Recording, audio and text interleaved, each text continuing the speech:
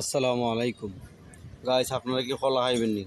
কলাটা কিন্তু গাছের কলা, সেই রকম মানে খুব সুন্দর হয়ে পাকছে। আর কলাগুলি কিন্তু দেখতেও মানে রুচিশীল, আর খাইতেও অনেক মজা। কারণ খাওয়ার পরে দেখলাম কলাটা অনেক টেস্টি, কারণ এই জন্য একটার পর আটটা কলা খাইছি, বুঝছেন।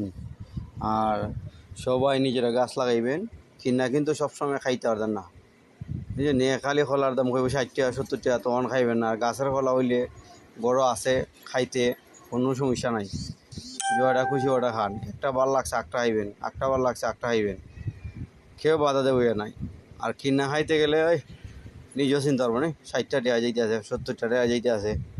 ফলাগুলি সাইজে কিন্তু অনেক বড় বড়, গেরা সুন্দর ফলা, বুঝছেন। তা গাছ লাগাইলে আর গাছে মন বাইন্দা যদি রাখুন তাহলে ফলা খাইতে পারবেন মজা কইরা, বুঝছেন নি। আর এটা তো ফরমালিন মুক্ত ফলা, এটা একটা খাওয়ার পরে একটা নিছি, বুঝছেন নি। ফলাগুলি খুব ভালো ছিল, খাওয়ার মাঝে তো আর কথা হয়ে যায় না। এই জন্য মানে এটা আলাদা করে কথা লাগানো ইচ্ছা আছে। এই জন্য বলতেছি সবাই গাছ লাগান, ফল ফ্রুট খান, আর আপনাদের শরীরটা মজবুত থাকবো। গাছের ফল খাওয়া তো এটা অন্যরকম জিনিস, বুঝছেন নি।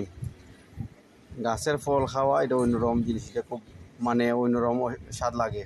আবার অনেকে বুঝে না। গা খোয়া খাইবি না কিনা, কিনা তুমি কটা খাইবা? গাছও আল্লাহ দিলে তুমি কতলা খাইবা হিসাব আছে, বুঝছো। গাছ লাগান, ফল খান, ফরমালিন মুক্ত ফল, শরীরের স্বাস্থ্য ভালো থাকবো এবং